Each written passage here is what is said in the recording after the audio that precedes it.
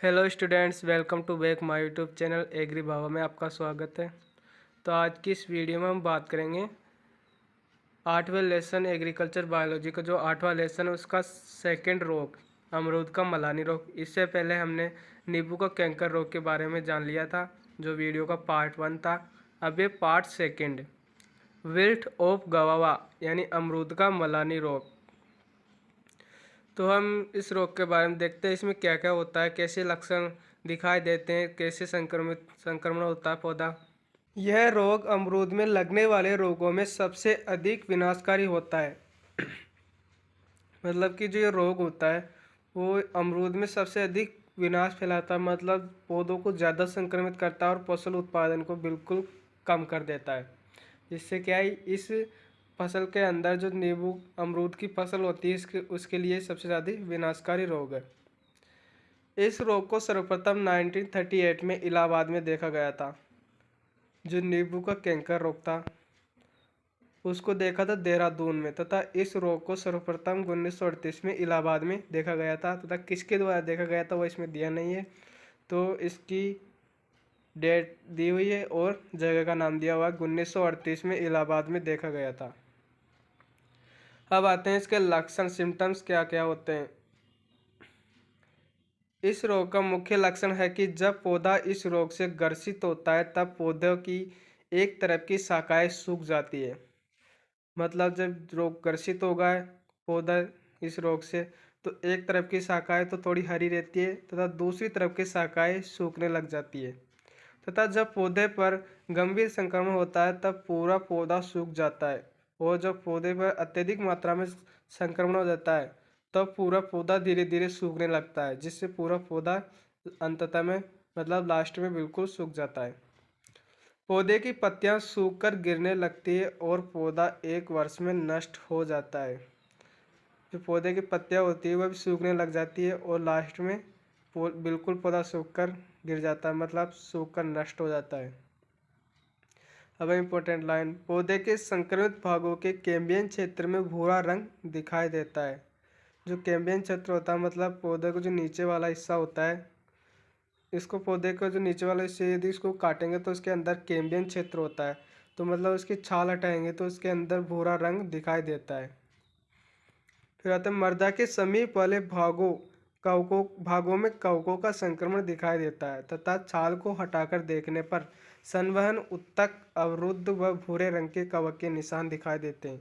जो मर्दा के समीप वाला यानी तना होता है, जो मर्दा के समीप होता है वहाँ पर कवक का संक्रमण दिखाई देता है, यानी कवक वहाँ पर संक्रमण फैलाता है।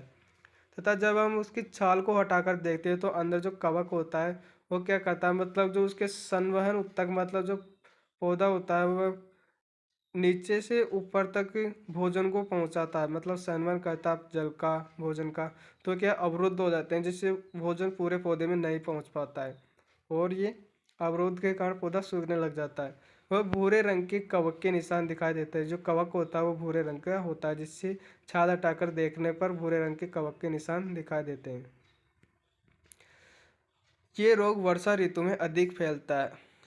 जो अमरूद का मलानी रोग है वो वर्षा ऋतु में अधिक फैलता है, क्योंकि ये वर्षा की बूंदों से भी ज़्यादा संक्रमित फैलाता है। अब आता है इसका पैथोजन, रोगजनक क्या है। तो फ्यूजेरियम ऑक्सीस्पोरम प्रजाति साइडाई, मतलब इसका जो रोगजनक है वह है फ्यूजेरियम ऑक्सीस्पोरम और प्रजाति क्या है साइडाई। तो हम इसका रोगजनक को बोलेंगे कि फ्यूजेरियम ऑक्सीस्पोरम प्रजाति साइडाई इसका पैथोजन हो गया। अब आता है नोट, ये रोग क्लेमाइडो बीजाणु के रूप में जनित मतलब जीवित रहता है। तो ये इसका इम्पोर्टेंट लाइन हो गई कि जो अमरूद का मलानी रोग का जो बीजाणु है वो किसके रूप में जीवित रहता है, तो क्लेमाइडो बीजाणु के रूप में जीवित रहता है। अब आता है इसका प्रबंधन मैनेजमेंट। इसमें सस्य प्रबंधन, जैविक प्रबंधन और रासायनिक प्रबंधन तीनों है। इसमें सस्य प्रबंधन में तो ज़्यादा नहीं है, एक फर्स्ट और सेकंड, मतलब फर्स्ट में तो है रोग मुक्त नर्सरी से पौधे को उपयोग करें। जहाँ पर पहले अमरूद के मलानी रोग के लक्षण मतलब पौधे संक्रमित ना हो वहाँ से स्वच्छ पौधे बिल्कुल नर्सरी से उपयोग के लिए लेना चाहिए। एवं रोगी पौधे की जड़ सहित उखाड़ दे, मतलब जो रोगी पौधा होता है चाहे नर्सरी में हो चाहे फिर जहाँ पर हम बगीचा लगा रहे हैं वहाँ पर हो, तो दोनों जगह से ही रोग संक्रमित पौधा होता है उसको उखाड़ कर फेंक दे या फिर जला दे। अब आता है इसका जैविक प्रबंधन। इसमें तो प्रतिरोधी किस्मों का ही उपयोग किया जाता है जैविक प्रबंधन में। प्रतिरोधी किस्में जो इसकी वैरायटी है वो कौन कौन सी, तो फर्स्ट नंबर पे आती है नासिक वैरायटी, सेकंड पे कलोन, थर्ड नंबर पे वाइट गवावा, फोर्थ नंबर पे ढोलका सिंधी, और पाँचवें नंबर पे बनारसी, और छठे नंबर पे लखनऊ 14 यानी 40। तो इसमें नासिक, कलोन और ढोलका सिंधी और लखनऊ 40 ये इम्पोर्टेंट वेराइटियाँ हैं। अब आता है इसका रासायनिक प्रबंधन, केमिकल मैनेजमेंट।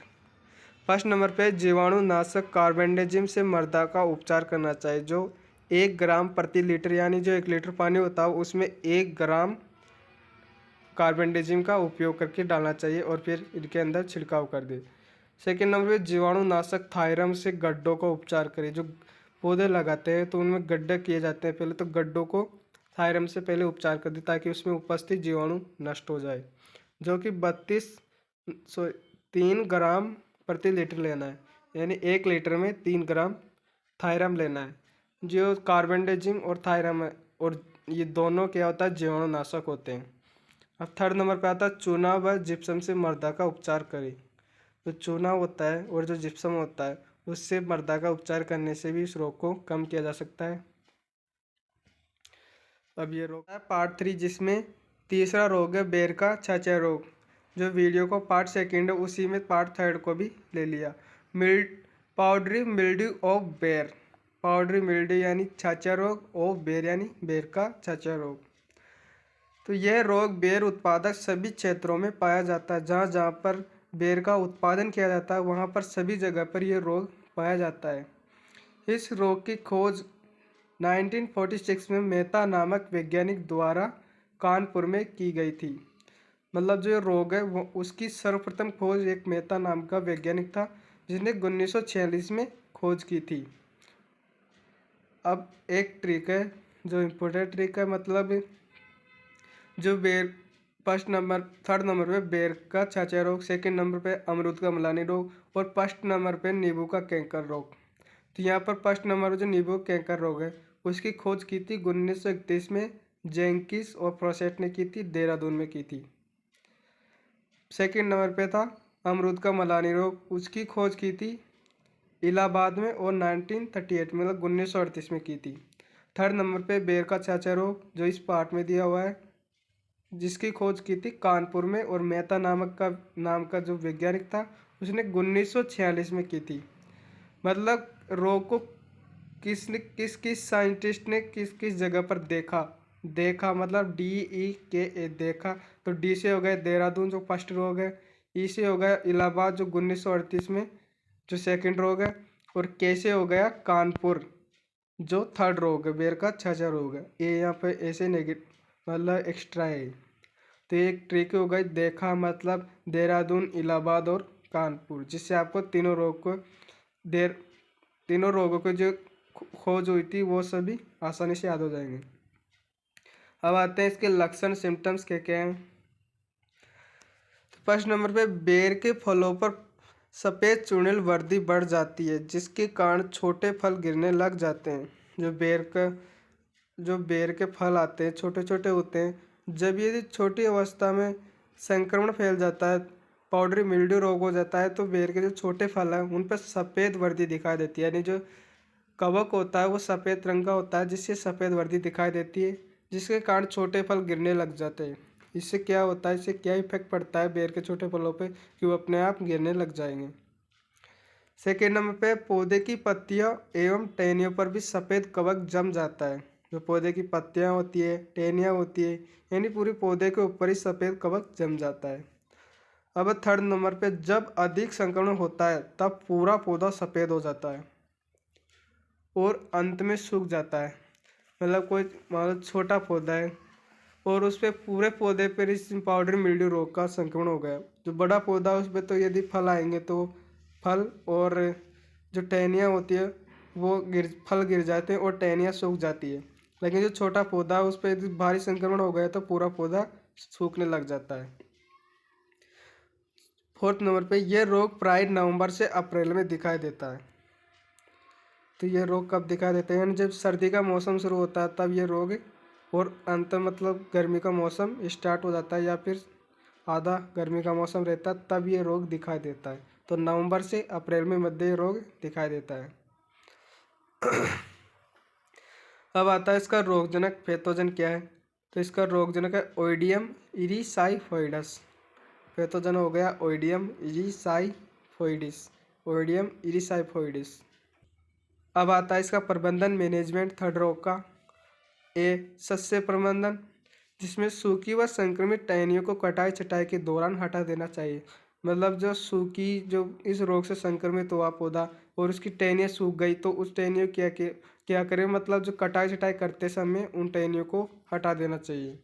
संक्रमित पौधे के भागों को जला दे, और जब ये टहनियाँ नीचे गिर जाए या फिर पत्तियाँ गिर जाए, फल गिर जाए, तो उन सभी को इकट्ठा करके जला देना चाहिए ताकि अगले पौधों में इनका संक्रमण नहीं फैले। बी जैविक प्रबंधन बायोलॉजिकल मैनेजमेंट, इसमें तो प्रतिरोधी किस्मों का उपयोग किया जाता है और इसमें प्रतिरोधी किस्में बेर की दे ही नहीं रखी है। अब आता है सी रासायनिक प्रबंधन। फर्स्ट नंबर पे सल्फर धूलि का प्रयोग 25 किलोग्राम प्रति हेक्टेयर। जो सल्फर धूलि होती है, मतलब सल्फर की जो धूल मतलब पाउडर आता है, उसका उपयोग करना चाहिए, पौधे के ऊपर भुरकाना चाहिए। इसका 25 किलोग्राम प्रति हेक्टेयर, मतलब जो खेत उद्यान बगीचा लगाया हुआ है उसमें 1 हेक्टेयर में लगभग 25 किलोग्राम सल्फर धूलि का उपयोग करें। अब सेकंड नंबर पे फसल के समय डाइनोकेप का उपयोग, मतलब जो डाइनोकेप होता है एक दवाई आती है जिसका उपयोग करके भी फसलों को नुकसान होने से बचाया जा सकता है, जिसका 0.1% उपयोग किया जाता है।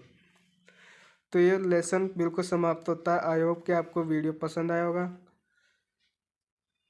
तो चैनल को सब्सक्राइब और वीडियो को लाइक करें। धन्यवाद। अब मैं इसके नए